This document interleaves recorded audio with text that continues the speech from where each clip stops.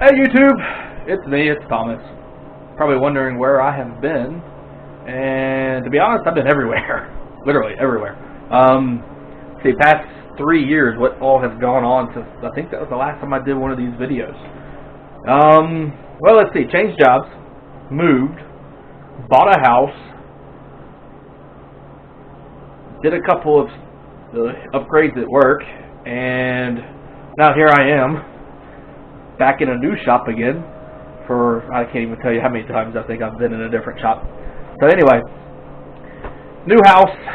Anybody who has bought a house knows what kind of a fiasco that is, so I won't even get too involved with that. Actually, I won't even get started on it.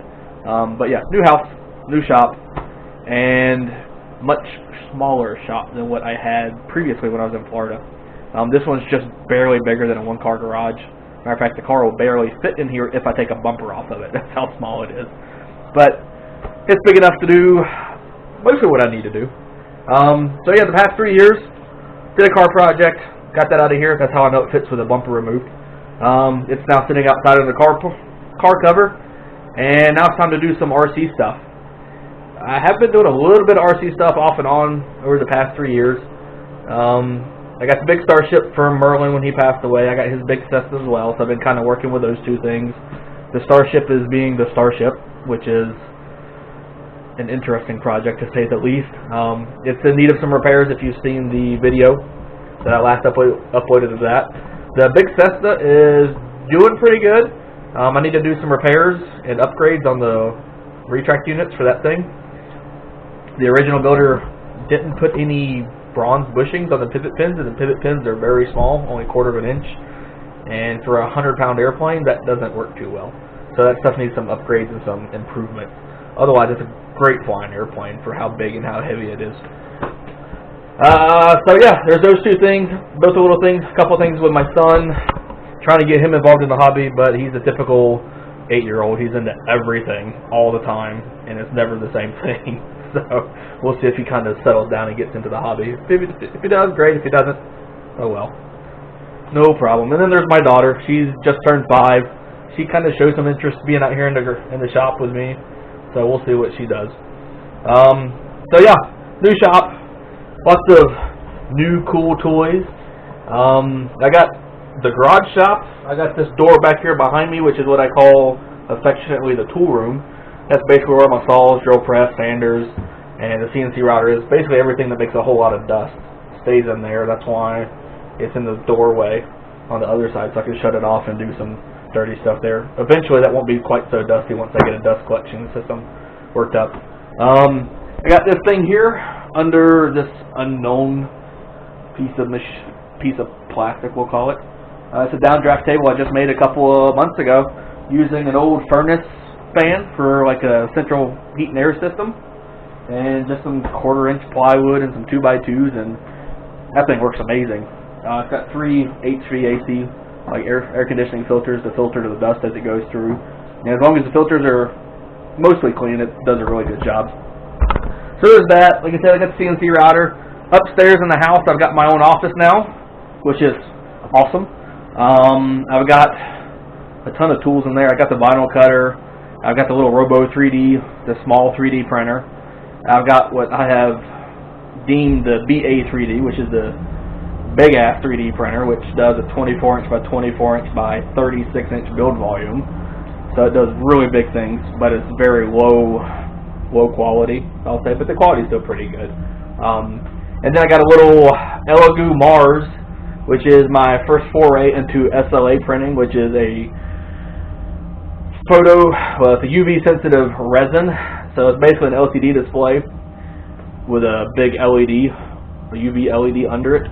The LCD display like makes a picture and then blocks out what you don't want to print. It's kind of a cool thing. You can Google it, explain it a heck of a lot better than I could. So there's all that. What else? I mean, I got my wall of composites, and then the yak wings, which I need to do something with that. Like I said, I got the big Cessna, the Starship. Still got the Tomcat floating up back there. Maybe you can see it, maybe you can't. I'm using a new little, I don't know, it's like a $35 Amazon special wannabe GoPro, so we'll see how this video turns out. Got all that still. See, the TA-152, that project is out of here. F-14's still here. Eventually I get back onto that. Trying to get a couple other things. This unknown hunk of plastic is literally a hunk of plastic. It's all 3D printed. This is a 1.25 scale T-38 that I'm working on for myself and a couple of buddies. It's getting pretty close to being ready to do the molding and surface detail and all that, which I'm thinking about doing a more in-depth video series for YouTube and everybody to actually show a couple of different ways of doing some surface detail in the old-fashioned way. I've got a way of using a vinyl cutter to cut out all your stuff, which I've used on a couple pieces for this. And then I've also got the latest acquisition, which is the Monster Red back here, which is my 36-inch by 55-inch 130-watt laser cutter.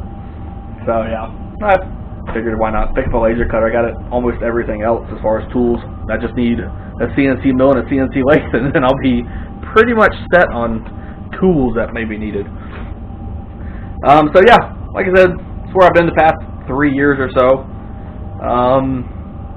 I'll throw this video up. Like I said, I'm thinking about doing some more videos on the T-38 with surface detailing, really in-depth stuff as far as molding. So basically going through the types of different materials for polyester, epoxy, mostly focusing on epoxy, but also the fiberglass cloth choice, the weights of the cloth, why I choose what I choose, the surface resins, why I choose this surface resin over that surface resin, epoxy tooling goes, Soric, Aeromat, Airex, regular PVC foams. I mean, there's all kinds of stuff we can get into in that whole video series. So I'm thinking about doing that. It really just depends on what all you guys are interested in hearing, because I mean, there's a ton of information in composites. I am not the expert like you would get if you went to a local composite shop that sells nothing but fiberglass, carbon fiber, and all that stuff. But I've been doing this stuff enough, and I've spent enough money and wasted enough money to know kind of what works really well for RC stuff. And I'd like to pass that stuff on. I know Dave Platt, I think it was, kind of did like a black art series of videos or DVDs or whatever. Kind of something like that, but more YouTube based. So if you guys are interested in that, leave some comments or likes or whatever on this video.